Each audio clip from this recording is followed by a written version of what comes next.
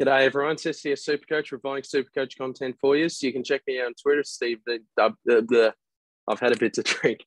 You can check me out on Twitter, it's Stephen D.W. Smith, and also on Instagram at SDS_SuperCoach_YT. Liking and subscribing would be grouse. I'm here to present my round 12 review. Let me just, I've not prepared this ever so well. So yeah, let me extend my face cam. So we scored 1,950. First time we've gone below 2,000 this season, but we have gone up 2,132 spots in the season rank. We are now ranked 6,321, which is a very good result. And as it proves, if you can plan well through the buys, then you're going to benefit quite a lot. But as I said, I've had a bit to drink, so not sure how this is going to go out. But you know what? I'm pretty excited. Went out for the Hawthorn-Collingwood game. Disappointed that the Hawks didn't get up, so had to drown the sorrows a bit at a few different spots in the city with my mate who's a Collingwood supporter, but luckily he didn't rub it in my face too much. So let's get into it. 7 out of 10 league wins. I'll take that. Top 4%. Yeah, so really good position I'm in, and hopefully I can continue it, but this round 13 bye is looking to be a bit dodgy.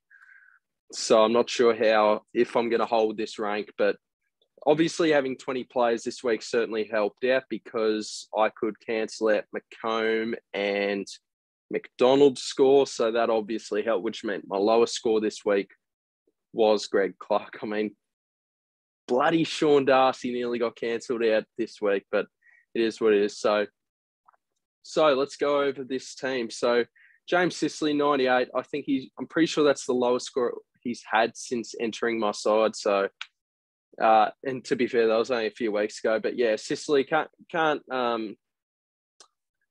complain too much about it. He's been so good for our sides this year. So he's just such a good defender. But yeah, obviously Hawthorn didn't get the chockies today.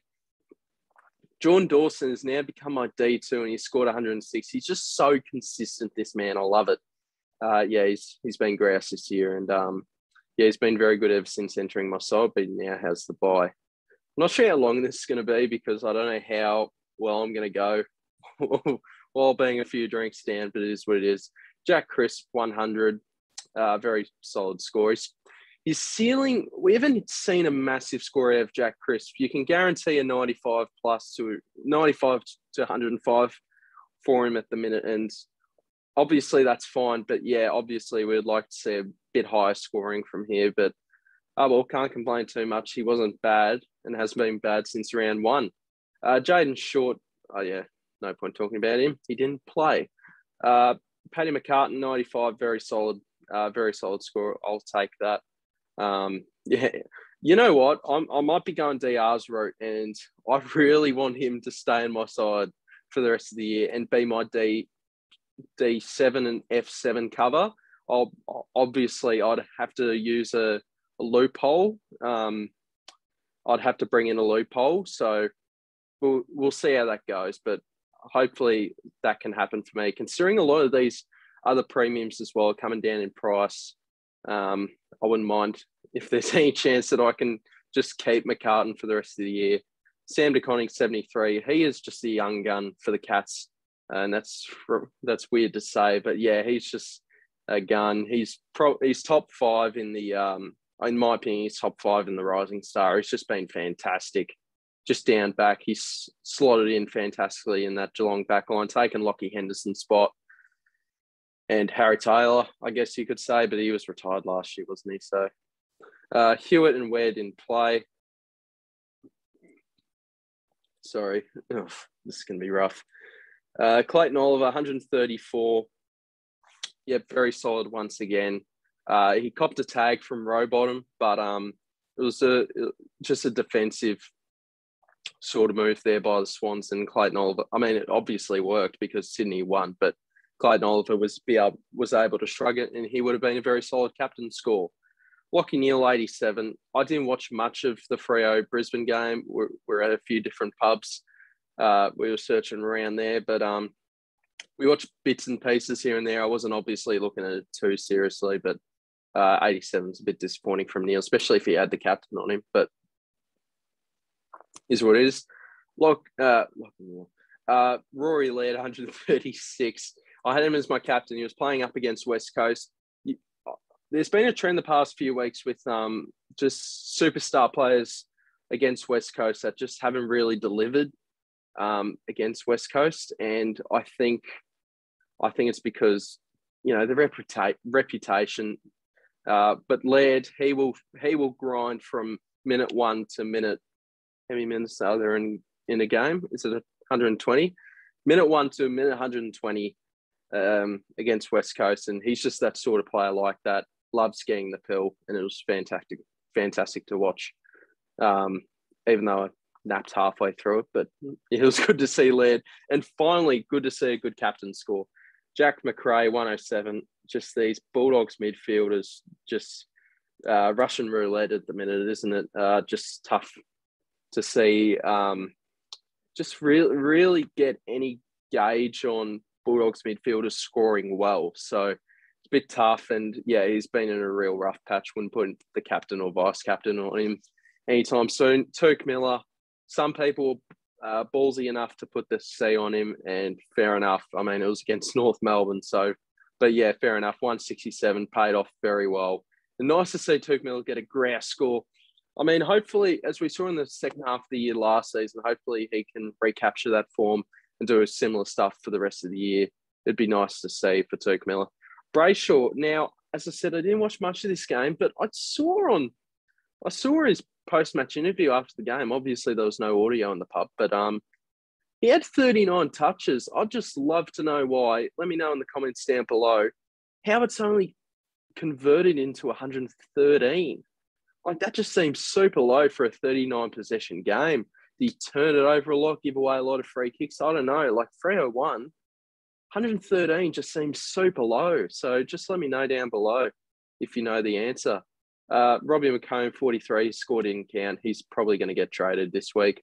Greg Clark, 54, not the scorer that we thought he was going to be, so it's a bit of a shame, but he'll be my cover. He'll stay for the rest of the year. These blokes didn't play. Jared Witt's 117. Yep, I'll take that.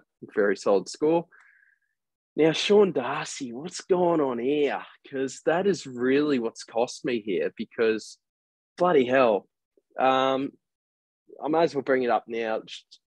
Max Gawn just ruined my Saturday night, him scoring a 198. And imagine if I picked Darcy over Gawn. I know I still think long-term I'm going to be happy with Darcy, but imagine if I went Gawn. Imagine how much more I would have gone up in the ranks. I don't even have Gawn, and I've gone up 2K in the ranks, so I'm very happy with that. But yeah, Sean Darcy, 59, that's really cost me. But I am thinking of chucking the VC on Sean Darcy against Hawthorn at Optus Stadium next week. I think that's a real good opportunity for him to go bang. Hopefully Meek gets dropped, because maybe that's something that affected him during the game. Teakles, my new forward ruck loophole. For the man that I brought in, I hyped up this man so much this week, and it just hasn't paid off, has it? He scored an 80. Yeah, it's a bit rough to have, but is what it is. I mean, Heaney outscored him, and that's what sucks even more. But I still think English is going to be a better option for the rest of the year than Heaney. So is what it is. But you win some, you lose some. Josh Dunkley, 66. Yeah, gee, he was just shocking, wasn't he? I should probably be honest. I haven't watched much football this week. And my knowledge with some of these players just shows it. But Josh Dunkley, 66. Yeah, it's just, as I said, Russian roulette with some of these Bulldogs midfielders. Will Brodie, 125, is just fantastic. He is an absolute keeper. He's been fantastic. He's been unreal. Can't believe it with Will Brodie. And you know what? As much as we've had extra trades for the rest, how much extra trades that we've had this year compared to other years, I'll tell you what's really helped is having Brodie and Cornelio, potentially Cornelio, being keepers. And that's certainly helped. Brodie, 125, fantastic. Luke Parker, 97. I'll take that. I really thought he was going to be a roller coaster throughout the year, but he's been solid. He hasn't put in a bad performance ever since I brought him in. I'm sure he'll put one out pretty soon, but he's got the bye, so it's okay. Stephen Cornelio didn't play, so I won't talk about him. And Con McDonald, 36. Here's the thing with McDonald. He's got a terrible role, but he does have good moments. Like, he doesn't get much of the ball, but whatever he does with it, I feel like it's a solid decision. Obviously, he's not perfect, but I just think he's going to turn out to be a really solid AFL player in the future. And hopefully Hawthorn keep persisting with him. So that is the side. Let me just refresh and see if there's any trade updates, because I'd love to know. Sam DeConning, 20K. Yep, fair enough. Yeah, to be honest, I think DeConning and McComb are going to be the two blokes that would leave my side this week. Greg Clark, no, not yet. Jack Carroll, fair enough. Jack Carroll's probably not going to play. You got Parrish, Merritt, Sinclair. Yeah, that's what I'm thinking. But I've got a big decision to come up with here. So, Machito Owens, if he plays this week, hopefully he does. We really need a downgrade target, but I'd love for him to play. But here's what here's what I'm really juggling with. So Sinclair and Merritt are the options here. And, you know, there's a world where I go for one of them. But the other thing is, like, we are going to get Tom Stewart at 550K in about round 15, round 16. And we are going to get Christian Petrarca at 490K after his bye, most likely. And that is just madness. And I'm just thinking, well, I'm trying to think in my head, I'd prefer Petrarca and Stewart over Merritt and Sinclair. So I'm just kind of thinking, like, is it worth waiting that long? I guess it's a massive decision between would I rather wait for Stewart or wait for Petrarca? And the other thing is, do I even want Petrarca at this point? Because he's put out some pretty average scores, but I do think he's going to be really good. So it's a pretty tough decision, but I do think McComb, and look, let's have a look at our bye this week. So let's bring Hewitt back on for, I think DeConning will go this week. Let's just hope Ware plays. If he doesn't play, that's a disaster. Carroll, I doubt's going to play this week, but is what it is. Laird has the bye. Cripps will come on for, doesn't really matter. It's a bit of midfield carnage this week with the, Cripps is playing, my bad. Who wasn't playing? Tuke Miller. Okay, so it's a bit of midfield carnage here. Then you got Witts and Teakle. Teakle's not going to play. So look, if I had to be realistic, I reckon I've got about 16 players playing this week. Now, I've got 12 with the blue dots, but Teakle obviously is not going to play, and Carroll, I reckon, gets dropped. So it's trying to think of it that way. So I'm anyway, in terms of captain and vice captaincy, I put Darcy on the bench. Sorry, as you can tell, I had a few too many, but that's all good. All in good spirits, literally. So I'm thinking of VCing Darcy, and I'm thinking of captaining Neil against St Kilda. That's what I'm thinking early days. Who've North got? GWS. Well, I don't want to captain Canelio, do I? So this leaves me with about 18 players, but Teakle's not going to play, and neither is Carroll. So we've got to think of some other trades. So anyway, look, so I think, here's my thing. Do I think that it's worth waiting on not upgrading my side to bring in Petrarca and Stewart in round 15 and 16? I'm not too sure. I think we need to upgrade somewhere, but I need to think in my head, who do I think I want to bring in? And I think it has to be Tom Stewart. I think Tom Stewart I'd prefer to bring in over Christian Petrarca, and I would rather wait on Tom Stewart over Christian Petrarca. So what does that mean? That means me bringing in Zach Merritt this week. So I think that's what I'm leaning towards. Like 530K for Zach Merritt is just pure madness. I sounded a bit British there, I think.